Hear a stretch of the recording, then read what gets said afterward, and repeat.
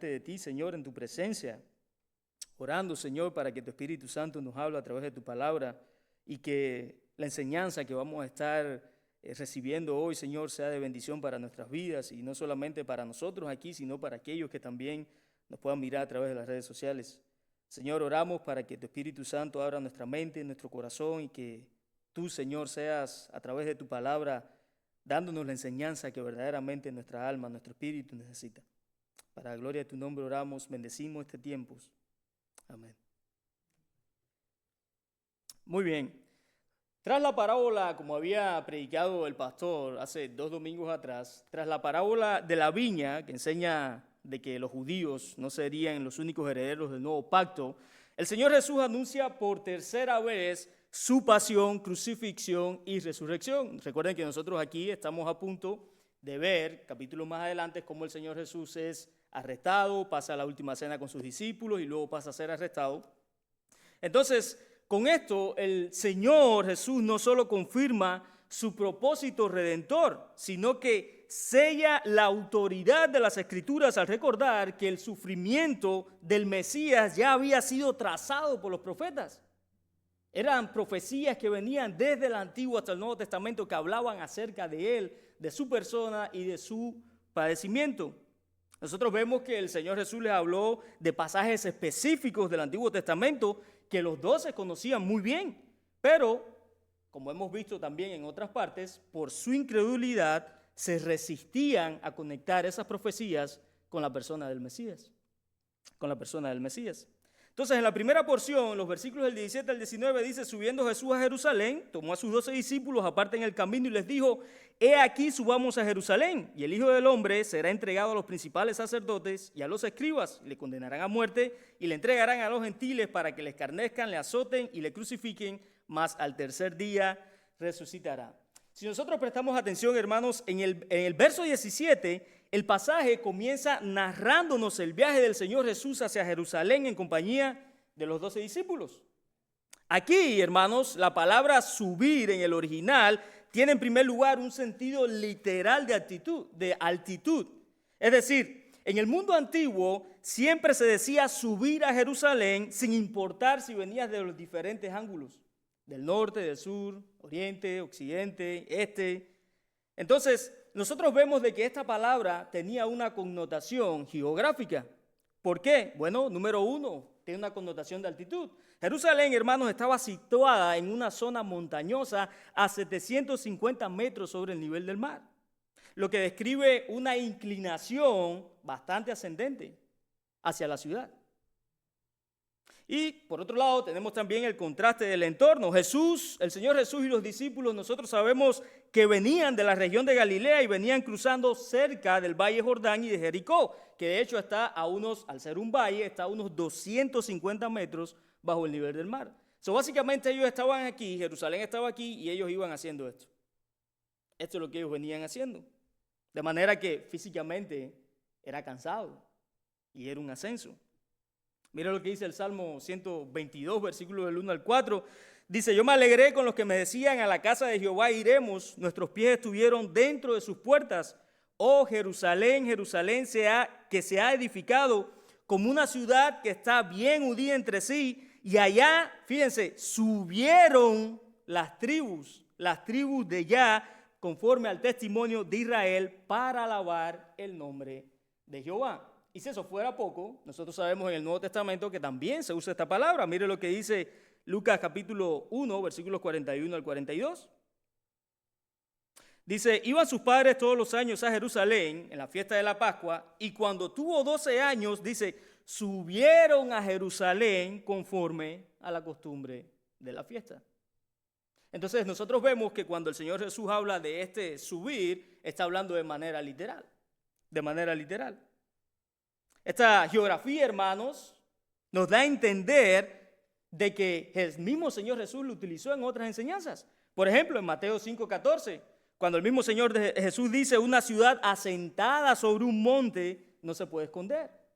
Lo que nos enseña de que ciertamente Jerusalén estaba en la cima. Entonces, el verso 17 no solamente nos da la ubicación geográfica de Jerusalén, sino que nos muestra que la ciudad se alzaba imponentemente por encima de las demás ciudades de la nación. Así que en este punto, nosotros sabemos que las personas que iban siguiendo a Jesús no solamente sabían la inclinación o la altitud de la ciudad, sino que ellos también sabían lo que iba a suceder posteriormente. Era un evento que iba a ser visible en toda la nación. En toda la nación. En el verso 18, hermanos, si seguimos ahí con la vista, podemos notar también que el Señor Jesús comienza a decir que será entregado a los principales sacerdotes y a los escribas y le condenarán a muerte, lo cual conecta con las profecías del Antiguo Testamento, y le voy a dar aquí una lista de varias profecías que luego vamos a pasar a desarrollar de manera rápida. Por ejemplo, tenemos el misterio del Génesis, hermanos. Génesis capítulo 3, versículos del 14 al 15, y Jehová dijo a la serpiente: por cuanto esto hiciste, maldita serás entre todas las bestias y entre todos los animales del campo, sobre tu pecho andarás y polvo comerás todos los días de tu vida, y pondré enemistad entre ti y la mujer, y entre tu simiente y la simiente suya. Esta te herirá en la cabeza y tú le herirás en el calcañal. Hasta esa parte de la Escritura, la persona de Cristo todavía no se sabía quién era. Dios por primera vez habla aquí y dice: hey, le voy a enviar a alguien que va a morir, lo van a herir, pero él va a vencer. Entonces, cuando nosotros vemos la Escritura del Antiguo hasta el Nuevo Testamento, podemos ver un hilo conductor que nos enseña acerca de la persona de Cristo. Por ejemplo, tenemos el origen del símbolo de la redención. Génesis capítulo 4, versículos del 23 al 24 dice: y dijo Lamec a sus mujeres, Ada y Sila, oíd mi voz. Mujeres de Lamec, escuchad mi dicho, que un varón mataré por mi herida y un joven por mi golpe. 7 veces será vengado Caín, Lamec en verdad 70 veces 7. Esto es interesante porque luego más adelante, conforme el desarrollo de las profecías se van realizando, el primer profeta que describe este símbolo exactamente es Daniel. Daniel capítulo 9, versículo 24 dice: 70 semanas están determinadas sobre tu pueblo y sobre tu santa ciudad para terminar la prevaricación y poner fin al pecado y expiar la iniquidad, para traer la justicia perdurable y sellar la visión y la profecía y ungir al santo de los santos. Exactamente el mismo número que usa Lamec. Luego tenemos la profecía del siervo ungido y sufriente en Isaías 53, versículos del 4 al 5. Ciertamente él llevó nuestras enfermedades y sufrió nuestros dolores, y nosotros le tuvimos por azotado, por herido de Dios y abatido, mas él herido por nuestras rebeliones, molido por nuestros pecados. El castigo de nuestra paz fue sobre él, y por su llaga nosotros fuimos curados. Luego tenemos la profecía del joven rey, la gran multitud en Eclesiastés capítulo 4, versículos de 13 al 15. Dice: mejor es el muchacho pobre y sabio que el rey viejo y necio que no admite consejos. Porque de la cárcel salió para reinar, aunque en su reino nació pobre. Vi a todos los que viven debajo del sol caminando con el muchacho sucesor que estará en lugar de aquel, y no tenía fin la muchedumbre del pueblo que le seguía. Y si eso no es suficiente, mira lo que dice el apóstol Juan en el libro de Apocalipsis, cuando habla acerca de la gran multitud del Cordero, Apocalipsis capítulo 7, versículos del 9 al 10. Dice: después de esto miré aquí una gran multitud, la cual nadie podía contar, de todas las naciones y tribus y pueblos y lenguas, que estaban delante del trono y en la presencia del Cordero, vestidos de ropas blancas y con palmas en las manos, y clamaban a gran voz diciendo: la salvación pertenece a nuestro Dios, que está sentado en el trono y al Cordero. Entonces nosotros podemos ver de que a través, y esto es solo un poco de muchas profecías, desde el Antiguo hasta el Nuevo Testamento siempre se habló acerca de Cristo. Y esto es difícil a veces de entender, porque ¿cómo es posible que los mismos judíos, teniendo la ley, teniendo el pacto, el antiguo pacto, cómo es posible que muchos de ellos, la gran mayoría de ellos, no pudieron descifrar verdaderamente quién era Cristo? Y Cristo en varias ocasiones se lo dijo. En varias ocasiones se lo dijo. Por ejemplo, el erudito doctor Michael Brown explica que muchas profecías no operan como predicciones del futuro en una bola de cristal, sino que son como patrones históricos. Como patrones históricos. El doctor J. Barton Payne, un respetado erudito del Antiguo Testamento, realizó un recuento exhaustivo de todas las profecías en la Biblia y determinó que de los 31.124 versículos bíblicos, 8.352 textos son proféticos, lo cual equivale al 27% de las escrituras. Además de esto, identificó 191 profecías distintas que anticipan directamente a Jesucristo, subdivididas en 110 versículos a lo largo de la ley, los salmos y los profetas. De manera, hermanos, que el diseño profético sobre Jesús evoca una frase célebre de Charles Spurgeon. Charles Spurgeon en una ocasión dijo: en los cabos de la Marina Británica hay un hilo de grana rojo, trenzado en toda su longitud, de modo que no importa cuán pequeño sea el fragmento, puedes saber que pertenece a la corona. Así también un hilo de grana corre a través de toda la Biblia, lo cual todas esas cosas apuntan a Cristo. Entonces, nosotros podemos ver, hermanos, que desde el Antiguo hasta el Nuevo Testamento siempre se habló de Jesús. Siempre se habló de Jesús. Según el escritor de Hebreos, dice que todo lo que el Antiguo Testamento era tipo y sombra de lo que había de venir, lo cual es Cristo.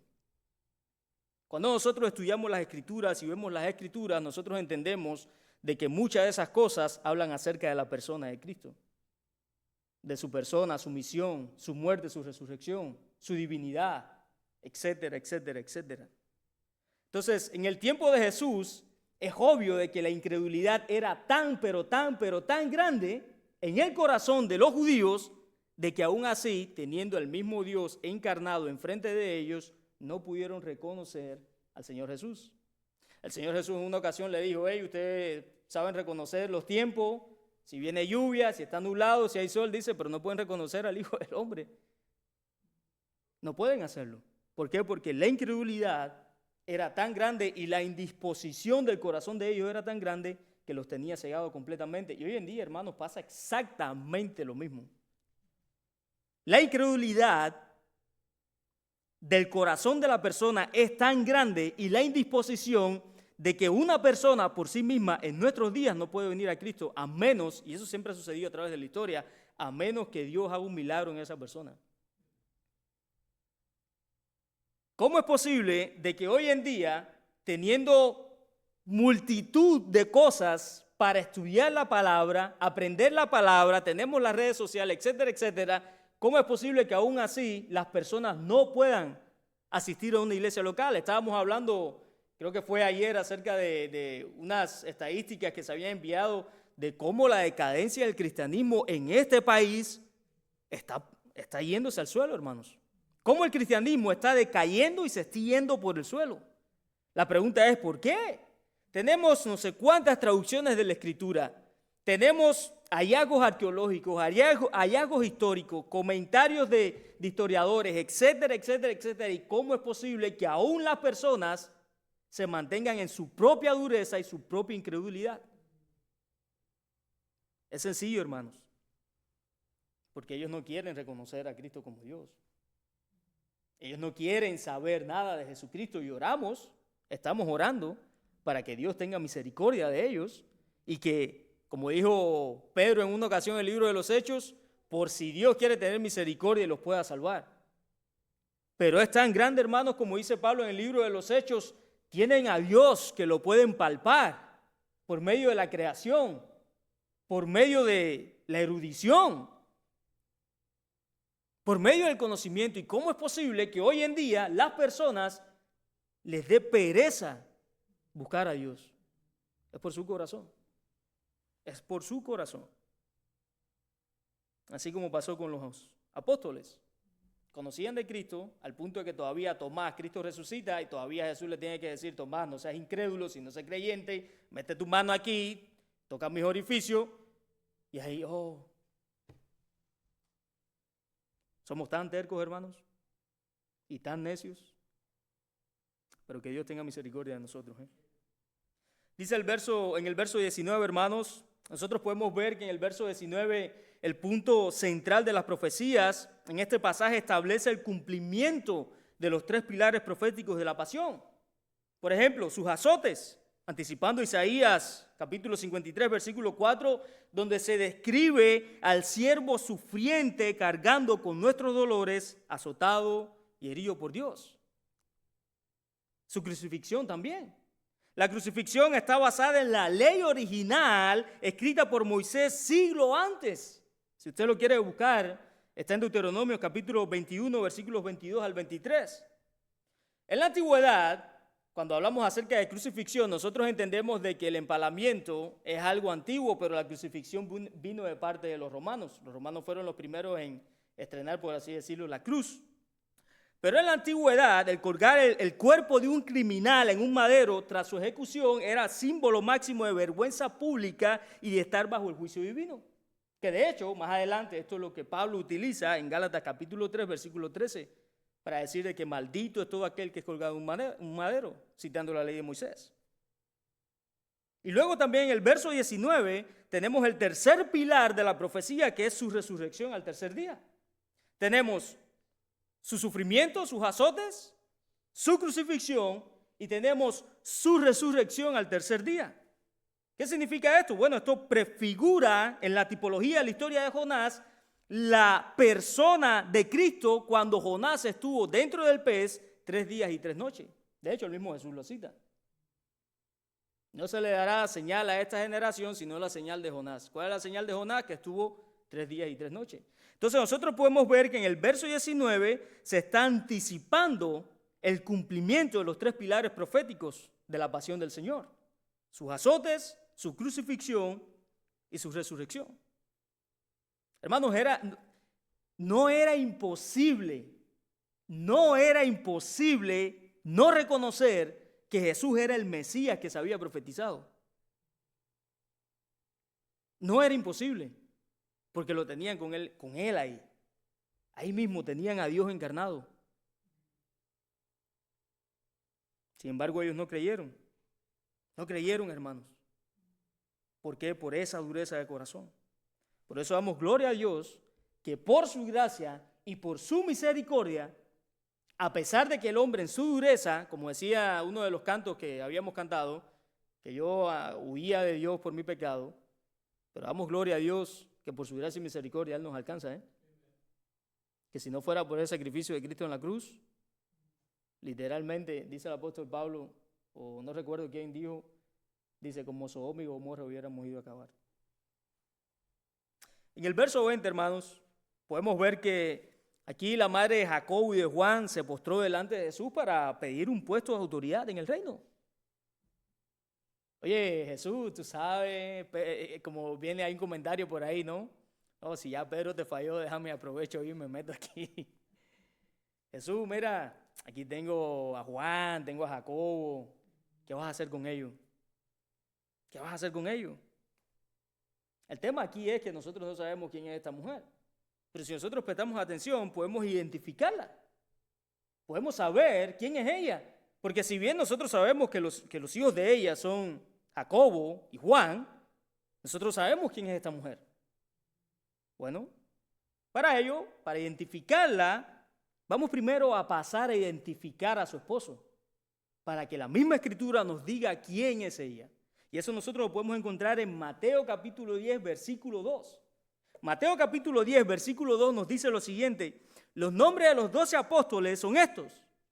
Primero Simón, llamado Pedro, y Andrés su hermano. Y fíjense, aquí viene Jacobo, hijo de Zebedeo, y Juan, su hermano. Así que nosotros hasta aquí ya sabemos la identidad de esta mujer por medio de su esposo. Sabemos que ella es esposa de Zebedeo. Y los hijos de Zebedeo son ¿quién? Juan y Jacobo. Ahora bien, teniendo nosotros esto en cuenta, hermanos, vamos ahora a pasar a rastrear el personaje de esta mujer en los evangelios. Y para ello vamos a empezar en Mateo capítulo 27, versículos del 55 al 56.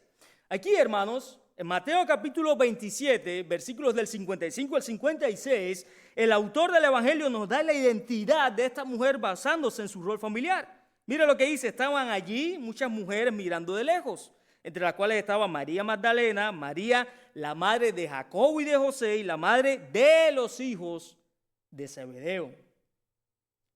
Entonces aquí nosotros podemos ver en Mateo 27 de que se confirma que ella es esposa de Zebedeo. Ahora, Marcos, hermanos, 15:40 describe la misma escena con el mismo grupo de mujeres en el mismo momento. Pero en lugar de usar el nombre de su esposo, revela el nombre propio de ella. Dice Marcos capítulo 15, versículo 40, también habían algunas mujeres mirando de lejos, entre las cuales estaba María Magdalena, María, la madre de Jacobo y el menor, y la madre de José, dice, y Salomé. Y Salomé. Al comparar, hermanos, nosotros ambos textos, nosotros podemos ver que María Magdalena y la otra María están en la lista. Pero Marcos nos revela el nombre de la tercera María, que es Salomé, la esposa de Zebedeo. Y si esto no fuera suficiente, Juan capítulo 19, versículo 25, añade, hermanos, un dato muy asombroso que le da, de hecho, un giro teológico y familiar a todo lo que hemos venido viendo. Juan, quien era uno de los hijos de esta mujer, describe la escena de la cruz así, de la siguiente manera. Juan capítulo 19, versículo 25.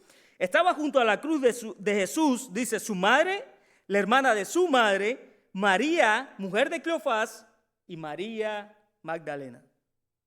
María Magdalena. Esto es interesante porque la lectura, hermanos, más aceptada por los eruditos es que aquí se mencionan a 4 mujeres. No son 3, son 4. Está María, la madre de Jesús, y su hermana Salomé, que es la mamá de Jacobo y de Juan. María, la mujer de Cleofás, y estaba María Magdalena. Así que esto significa que Salomé efectivamente era la madre de Jacobo y de Juan, y era hermana de la mamá de Jesús, y era tía de Jesús.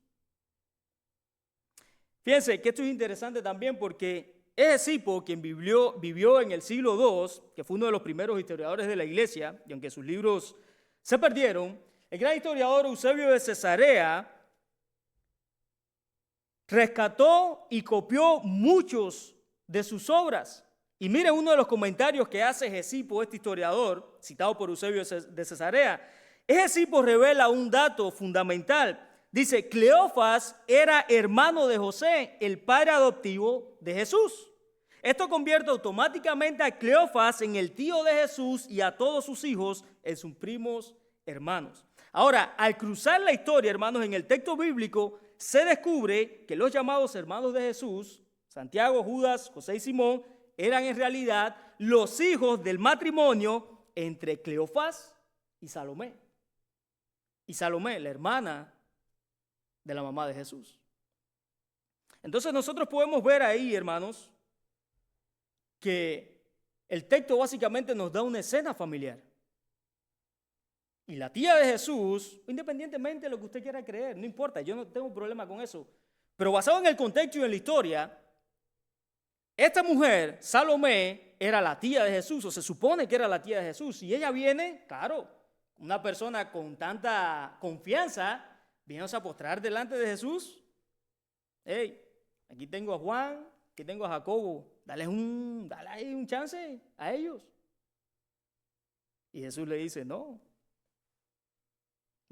En el verso 21 vemos que el Señor le pregunta a ella, ¿qué quieres? Ya le responde, oye, dale un puesto ahí de honor a tu derecha y a tu izquierda, a ellos dos. Pero el tema es de que aquí, en la Escritura, tanto la derecha y la izquierda tienen una connotación monárquica.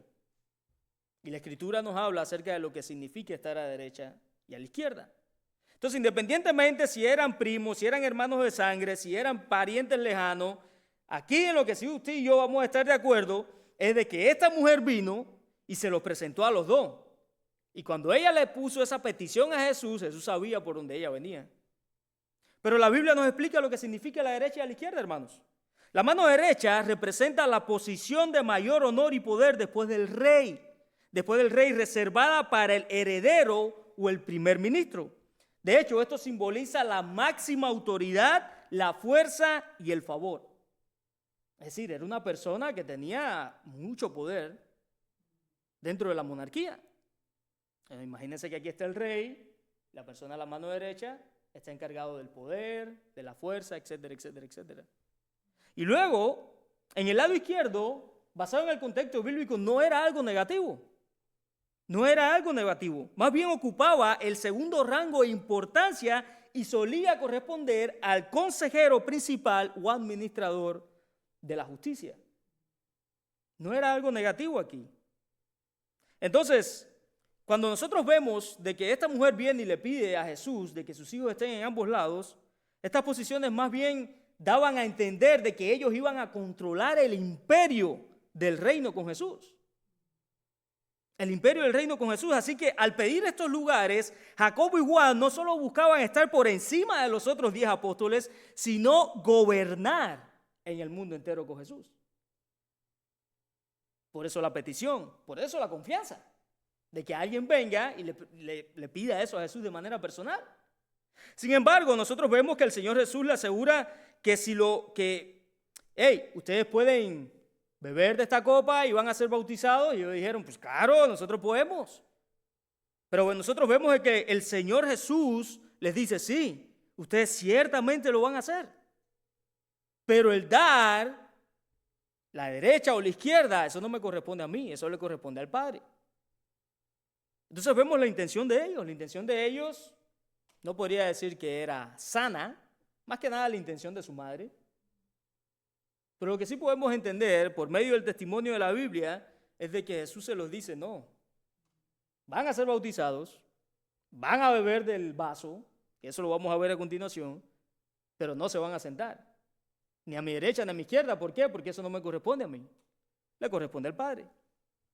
Y ahí, respecto al bautismo mencionado, nosotros vemos que el Señor Jesús no se está refiriendo al agua. No se está refiriendo al agua, sino más bien en un sentido crudo y espiritual. Es decir, ser sumergido por completo bajo el juicio y la muerte de la cruz, tal como anticipó el mismo Señor en Lucas capítulo 12, versículo 50. Usted lo puede leer. Así que humanamente, hermanos, era imposible de que una persona pudiera estar a la derecha o a la izquierda de Jesús. ¿Por qué? Porque tenía que ser, número uno, ungido con el Espíritu Santo, y nosotros sabemos, según el libro de los Hechos, que eso no sucedió hasta Hechos capítulo 2, cuando el Espíritu vino de manera permanente, que de hecho vino sobre los apóstoles. Pero para ese momento, la unción de la que Jesús está hablando aquí, el bautismo del que está hablando Jesús, es el ser bautizado en Espíritu, el ser el ungido por el Espíritu Santo. Y eso solamente le correspondía a él. Entonces ellos no sabían lo que estaban pidiendo. Ellos no sabían. Ellos desconocían lo que Jesús sí conocía que iba a suceder. Y en su credulidad, ellos en su desconocimiento e incredulidad, ellos dijeron, no, esto para nosotros debe ser lo máximo. Imagínense a Pedro. No, Señor, que yo no te voy a negar, y si es necesario puedo morir. Y cuando llegó el momento de la prueba, ¿qué pasó? ¿Quién quedó? Ninguno. Todos hicieron así. Y eso es lo que Jesús está hablando aquí. Jesús no está hablando acerca del bautismo en agua, porque ya para esa etapa ya todos ellos habían visto a Juan el Bautista. Ya Jesús había sido bautizado. Los apóstoles también. Pero aquí el texto no está hablando de eso, sino más bien de esa unción del Espíritu Santo sobre él, que lo iba a capacitar para padecer en la cruz. Ya estamos terminando, hermanos, En el verso 23, si seguimos ahí con la vista, hermanos, el Señor les anuncia que en efecto se terminaría cumpliendo con ese destino. El Señor Jesús les dice que verdaderamente van a beber de esa copa y que van a ser bautizados. Pero nosotros vemos que, fíjense, si eso se cumplió, el Señor Jesús se lo afirma y dice, sí, va a suceder. De que en Hechos capítulo 12, hermanos, el hermano de Juan, ¿qué sucedió? Fue muerto por Herodes. Y al final el apóstol Juan, que estaba ahí, que era uno de esos dos, ¿dónde terminó? Exiliado en la isla de Patmos. Entonces al final se terminó cumpliendo. Hechos capítulo 2, fueron ungidos por el Espíritu Santo. Y luego cada quien tuvo una vida literalmente bebiendo del juicio de Dios. En ese sentido. No por el pecado, sino porque verdaderamente a ellos les tocaba padecer, así como Cristo. O se nos olvida que Cristo estaba en el monte de los olivos. Padre, si es posible, pasa de mí esta copa, pero que no, Dios no, ni escatimó dando a su propio Hijo en la cruz. Ahora imagínense los apóstoles. No, entonces el Señor Jesús en el verso 23 se los afirma y se lo aclara y se lo dice, hey, al final sí, van a terminar cumpliendo ese destino. Van a beber de la copa de la ira del Padre. y van a ser ungidos. Y van a ser ungidos. En el verso 24 también nosotros vemos que dice que el texto que los otros 10 se indignaron con los hermanos. Ahora, ¿por qué motivo? No sé, la escritura no es bien clara, no es específica. Tal vez ellos no entendían la profundidad del tema, tal vez ellos sintieron celo, tal vez ellos se molestaron por haberle hecho una pregunta así a Jesús, no lo sabemos. Pero el verso 24 nos dice que ellos se indignaron. Se indignaron. Si seguimos leyendo ya en los versículos del 25 al 28, nosotros vemos de que el Señor Jesús, hermanos, le da lo que podemos decir, una cátedra de liderazgo. Y utiliza el ejemplo de los gobernantes de las naciones, quienes abusan de su posición y su estatus social para ejercer dominio sobre las personas. ¿Cuántas personas hoy en día, hermanos, para mencionar una, y me pongo ejemplo yo mismo, miren a Cuba, personas en eminencia, y no quiero hablar aquí, no es que seamos, pues, vamos a estudiar geopolítica y nada por el estilo, pero eso es una realidad. Y como puedo mencionar Cuba, podría mencionar cualquier otro país donde las personas abusan de la autoridad que Dios se lo ha dado. Como dijo Daniel, Dios es quien pone y quita reyes. Pero aún así, ellos abusan y Jesús se lo está diciendo. Jesús le empieza a enseñar aquí sobre el ejemplo de cómo ser el primero en el reino y utiliza a los gobernantes de las naciones.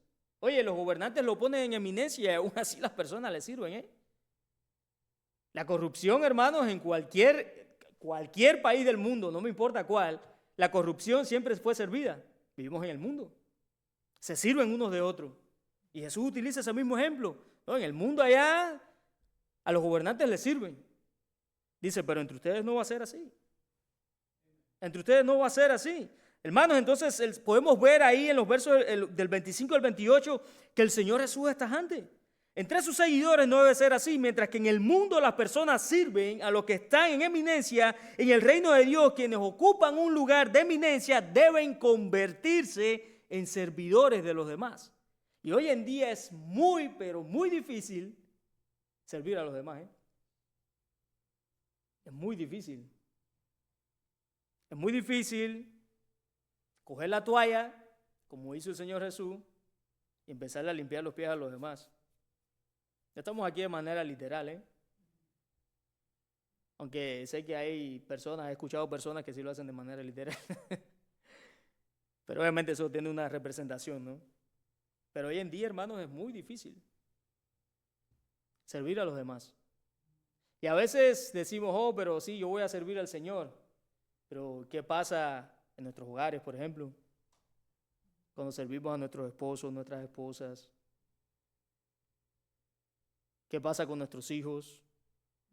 A veces pensamos que poner a Dios en el altar, decir, solamente, sí, Dios está ahí, es cierto, y es el Dios todopoderoso, y está en su altar, en su trono.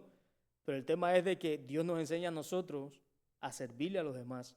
Y para nosotros empezar a servir, debemos empezar por nuestra propia casa. A mí me gusta mucho una frase que cuando era chiquitico la pasaban siempre por la televisión en Cuba, que decía, la familia, dice, es la primera escuela del hombre. Y en la familia, hermanos, es donde verdaderamente está la lucha dura, Porque no es fácil si tu esposa te dice algo que no te gusta o tu esposo te dice algo que no te gusta, es difícil servirlo a ellos a pesar de que ellos nos han, ¿cómo se dice esa palabra? Ofendido. Gracias, brother. A pesar de que no hayan ofendido, de la misma manera sucede en la iglesia, de la misma manera sucede en el trabajo. Es difícil servir a esas personas a pesar de que esas personas te ofenden. Y eso es lo que Jesús está enseñando aquí. Los que están ahí arriba en eminencia en el mundo, ellos no tienen que pedirle perdón ni permiso a nadie. ¿Por qué? Porque ellos tienen su gente que les sirva. Nomás póngase a mirar en las iglesias a los falsos maestros. Oye, los falsos maestros son las iglesias más llenas que hay. Tú ves que les roban diezmo a las personas y que le dicen no sé cuántas cosas. Y ahí tú ves a la gente ahí mendigando y adorándolo y alabando a esos falsos maestros. Como dice el pastor, hijo de Satanás, porque eso es lo que son. Y hermanos, a veces nos cuesta, si esas personas en su ignorancia están sirviéndole a personas que abusan de ella, ¿cómo es posible que entre nosotros, que no nos abusamos aquí, ninguno de nosotros, y estoy hablando en un sentido general, ya sea aquí, ya sea en la casa, ya sea en el trabajo, ¿Cómo es posible que nosotros no podamos incluso servir? Si ellos que están en una iglesia están siendo engañados por los falsos maestros y les sirven, ¿cómo es posible que nosotros, sin ser engañados, no podamos servirnos los unos a los otros? Ahí es donde a veces tenemos que nosotros crecer. Porque los problemas, hermanos, no van a dejar de existir. No van a dejar de existir. La pregunta es, cuando ocurre un problema, ¿qué vas a hacer? ¿Dejar de servir? No lo hagas por nosotros, hazlo por Dios. Y si verdaderamente nosotros lo hacemos por Dios, nosotros entendemos que lo que Él dice en su palabra es exactamente lo que nosotros debemos practicar aquí en esta vida. Sirvámonos unos a los otros. No esperemos nada a cambio. Si hacemos algo, no esperemos que la otra persona, oh, mira, yo le hice un favor o voy a hacer esto, o yo estoy esperando. No, no lo hagas en ese sentido. Porque el Señor Jesús nunca, Él fue a la cruz, Él murió, fue crucificado, fue abofeteado, fue escarnecido, y aún así Él no estaba esperando nada a cambio. Fue, como decimos en Cuba, de gratis. ¿Ustedes creen que Él estaba esperando algo a cambio? Lo único que el Señor Jesús estaba esperando es que en la vida de cada uno de nosotros su obra redentora produciera fruto. Es lo único que Él espera. Eso sí lo dice la Escritura desde el Antiguo hasta el Nuevo Testamento. ¿Pero usted cree que Jesús estaba esperando de que usted fuera perfecto? ¿Usted cree que el Señor Jesús estaba esperando de que le salieran las alitas y que usted pudiera volar el tercer cielo? Por supuesto que no. El Señor Jesús lo que estaba esperando era obediencia y humildad. Y la humildad se basa en cuando una persona hace algo malo, reconocer de que lo que uno ha hecho está mal y luego seguir adelante. Seguir adelante. Y en todo ese caminar, en todo ese proceso, servirnos los unos a los otros, sin interés, hermanos. No estamos aquí sirviéndole un banco. Aquí nadie nos ha dicho, hey, te voy a dar esto, pero tú me lo vas a tener que devolver con interés. No, entre nosotros eso no vale. Como decimos en Cuba, eso no cuadra entre nosotros. Así que para terminar, hermanos, la enseñanza, permítanme terminar con 3 puntos prácticos, rápidos, sencillos, pero bien fuertes. Primer punto práctico. La persona de Cristo es la máxima evidencia del amor y del juicio de Dios.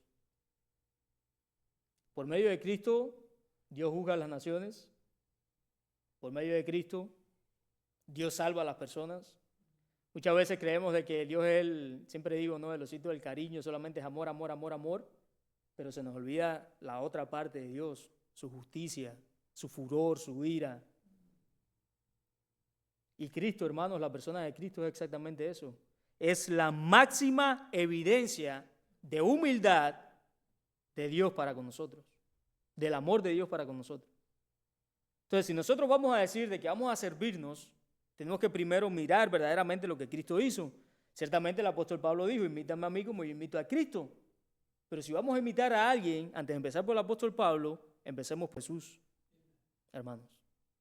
Entonces, su persona es la máxima evidencia del amor de Dios, desde ser una persona humilde hasta reconocer el amor que Él verdaderamente nos había dado.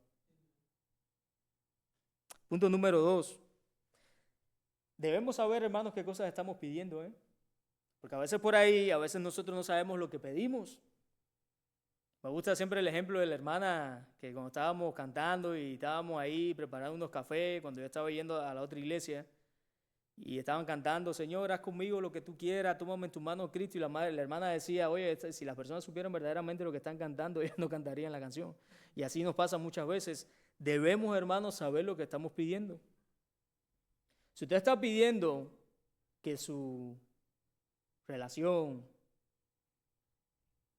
que su amistad, que sus compañeros de trabajo, etcétera, etcétera, su familiar, si usted quiere recibir algo de esa petición, de eso que usted está pidiendo, usted debe primero saber verdaderamente si eso es lo que usted quiere, porque por ahí a veces pedimos las cosas de manera emocional.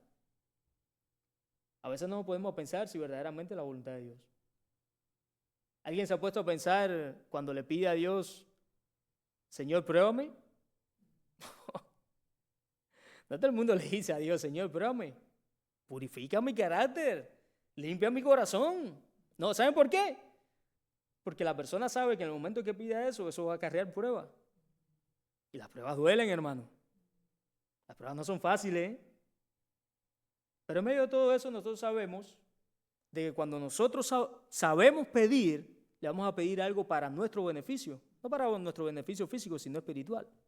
Entonces nosotros debemos saber qué cosas estamos pidiendo, porque como dice en la película de Spider-Man, un gran poder conlleva una gran responsabilidad. Y lo que estoy es parafraseando porque el punto mío es este. Si usted está pidiendo algo, ya sea dentro del ministerio o cualquier otra cosa, usted tiene una responsabilidad muy grande, ¿eh? Como esposo, como esposa, yo como esposo, las hermanas como esposa, etcétera, etcétera. Todos aquí tenemos una responsabilidad. Entonces, si tú estás pidiendo algo, tú tienes que entender verdaderamente la responsabilidad que eso conlleva. La responsabilidad que eso conlleva. Y punto número 3, para terminar, la grandeza del reino, hermanos, se mide con una toalla, no con una corona. ¿Qué significa esto? Se mide por la humildad. No estamos diciendo aquí de que vengamos en Crocs o cosas así por el estilo, en chancleticas, y ahí no, que con la ropa todo, no, tampoco así, con la ropa todo rota, no estamos hablando de eso. La humildad, cualquier persona, sea como tú te vistas, la humildad se va a ver desde que tú veas a una persona. Cuando estamos hablando de humildad, estamos hablando de lo que hay en el corazón. Una persona que no es jactanciosa, una persona que no anda envanecida por ahí por la vida, diciendo yo sé más, o yo tengo tanto, yo tengo... No, la grandeza del reino se mide con una toalla. Hermanos, pónganse a pensar en Jesús. El Señor, siendo Dios, se encarnó, nació en un pesebre, no tenía casi dinero, que hasta dice, no tengo ni dónde recostar la cabeza. Y el Señor no andaba jactándose de las cosas. Él era el rey, el oro, la plata, todo es de él. ¿Pero usted cree que él andaba diciendo por ahí, no, que todo, no? Sí, obviamente todo es de Dios, pero él no andaba jactándose de eso. Y nosotros a veces así debemos aprender. El reino se mide por una toalla, por la humildad. El Señor Jesús lavó los pies. Así a veces debemos hacer nosotros. No por una corona. A veces queremos estar en el top, ser los reyes, los que todos me admiren, que todos digan, mira, pero no es así, hermanos. Así que debemos aprender de la humildad del Señor. Filipenses capítulo 2, se hizo carne, se humilló a sí mismo, Dios lo exaltó hasta lo sumo. Y eso nos debe enseñar a nosotros de que dentro de cualquier ámbito, iglesia, matrimonio, trabajo, casa, cualquier cosa, debemos ser humildes, hermanos. Y a veces la humildad duele. Miren lo que pasó con el Señor Jesús, dolió todo lo que sufrió. Pero eso fue consecuencia de la obediencia, ¿de qué? De ser humilde. De ser humilde. A veces debemos aprender a despojarnos un poco del conocimiento. Porque el conocimiento no es malo, el conocimiento es bueno. Pero a veces debemos despojarnos del conocimiento y poner en práctica más bien una sola cosa, que es el carácter de Cristo. Y eso no necesita ser teólogo ni aprenderse 10 versículos de memoria para aprender que en la Escritura nos dice, hey, tienes que aprender a perdonar, etcétera, etcétera. Así que espero, hermanos, que esta enseñanza a mí me ha edificado. Espero que ustedes también. Antes de cerrar, vamos a hacer una corta oración. Si después el pastor quiere dar un anuncio o algo, pues puede subir. Padre, te damos gracias. Gracias nuevamente por tu palabra. Gracias porque en ella encontramos, Señor, paz, tranquilidad, gozo para nuestro corazón y entendimiento, Señor, para poder guiarnos a vivir en esta vida. No solamente a vivir, sino también a relacionarnos unos con otros, Señor. Oramos para que tu Espíritu Santo nos ayude por cualquier problema que estemos pasando. Ayúdanos, Señor, a ser humildes. Ayúdanos a comprender verdaderamente lo que esa palabra significa, Señor.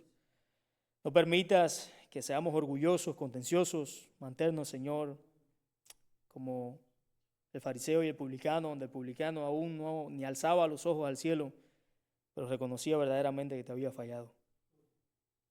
Padre, bendice este tiempo, bendice a mis hermanos que están aquí presentes, bendice a aquellos que nos miran a través de las redes sociales y oramos para que tú sigas obrando, Señor, en esta ciudad. Bendice esta iglesia y bendice los alrededores. Y, Señor, que las personas puedan también escuchar y entender que aquí tú tienes un pueblo, Señor, que te ama, que te honra y que predica la sana doctrina por encima de todas las cosas. Para la gloria de tu nombre oramos en Cristo Jesús. Amén.